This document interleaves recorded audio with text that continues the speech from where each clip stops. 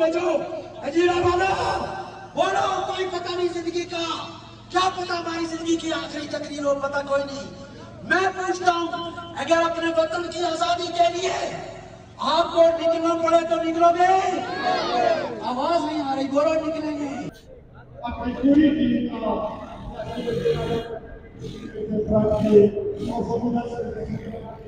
पूरी टीम को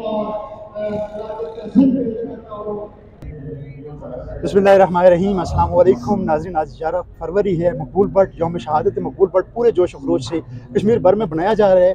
और आज आप देख रहे हैं, मेरे अकब में भी कैमरा में आपको दिखाएंगे, हजीरा और इसके मज़ाफ़ात से मुख्तलिफ रैलियाँ निकाली जा रही हैं और हजीरा के मुख्तलिफ जगहों पर ये तकरीबात का इनेकाद किया जा रहा है।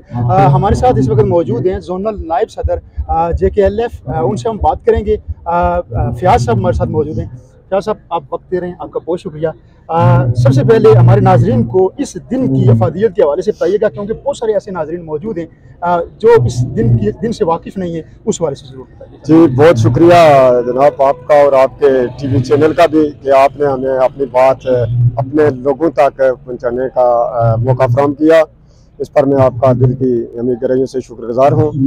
तो आज के दिन का जो पैगाम है, आज से 39 साल कबल 11 फरवरी 1984 को दिल्ली की तिहाड़ जेल के अंदर कश्मीरी कौम के अजीम मोहसन हजरत मकबूल अहमद बट शहीद को इस जुल्म की पादाश में तख्ता-ए-दार पर लटकाया जाता है कि वो इस मुल्क की आज़ादी की बात करता है, मजलूम इंसानों की बका और तरक्की की, उस खुशहाली की बात करता है, जो फुरसुदा निज़ाम के ख़ात्मे की बात करता है।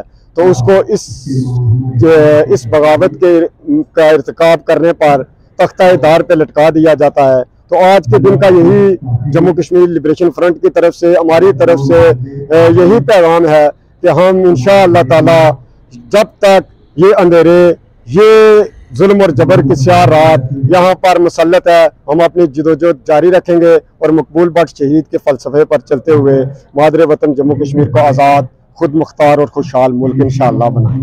बिल्कुल नाजरीन, अब देख भी रहे हैं, सज़म को देख रहे हैं कि जब तक कश्मीर आज़ाद नहीं होगा, जब तक कश्मीरी साथ मौजूद हैं, इनका ताल्लुक भी JKLF से है। सर, आपके वक्त को भी बहुत शुक्रिया। अब हम देख रहे हैं सर कि आपकी इस आज़ादी के सिलसिले में, मकबूल बट के इस मखसूस दिन के सिलसिले में जो रैलियाँ मुनक़्क़िद की जा रही हैं, ये छोटे छोटे टुकड़ों में बटी हुई हैं। ऐसा क्यों है? आज तक मुत्तहिद क्यों नहीं हो सके?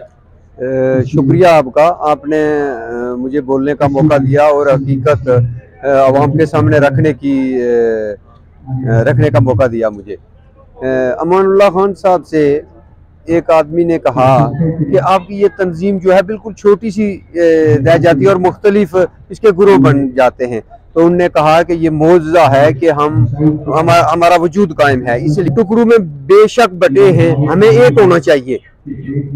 जितने भी नेशनलिस्ट हैं उनको एक कौम बनने की ज़रूरत है, तब हम मकबूल बट शहीद के नज़रिए को कामयाबी से आगे चला सकते हैं और लोगों को अपने साथ मिला सकते हैं और कामयाबी हासिल कर सकते हैं। मैं यही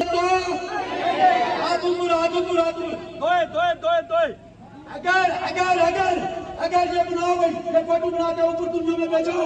हजीरा वाला बोलो, कोई पता नहीं जिंदगी का, क्या पता हमारी जिंदगी की आखिरी तकरीर हो, पता कोई नहीं। मैं पूछता हूँ, अगर अपने वतन की आजादी के लिए आपको निकलना पड़े तो निकलोगे?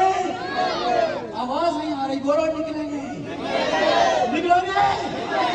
अगर कड़ी पहननी पड़े तो, अगर जान देनी पड़े तो, अगर मार खानी पड़े तो, अगर बच्चे यतीम कराने पड़े तो, लामाज करनी पड़े तो, अगर हिंदुस्तान जुल्म करे उसके खिलाफ निकलना पड़े तो, पाकिस्तान की फौज जुल्म करे तो, तनवीर अलियास जुल्म करे तो, कयूम करे तो, बैरिस्टर करे तो, वो नजीब करे तो, वो निकलोगे?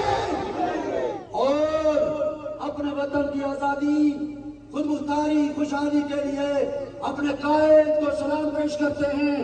यासीन मलिक की आजादी के लिए हम सब मुतालबा करते हैं और अपने जो इंतजामिया के लोग हैं इस वतन अजीज के अंदर, उनको कहते हैं कि होश के नाखून लो, वरना इसके बाद जो नौजवानों की काल होगी वो जुग्राफिया, वो शराब, चर्च, झूठ, रिश्वत, बेईमानी, बेहयाई, बदकारी और इस मुल्क में जुल्म है, उसके खिलाफ नौजवान आगे बढ़ेंगे।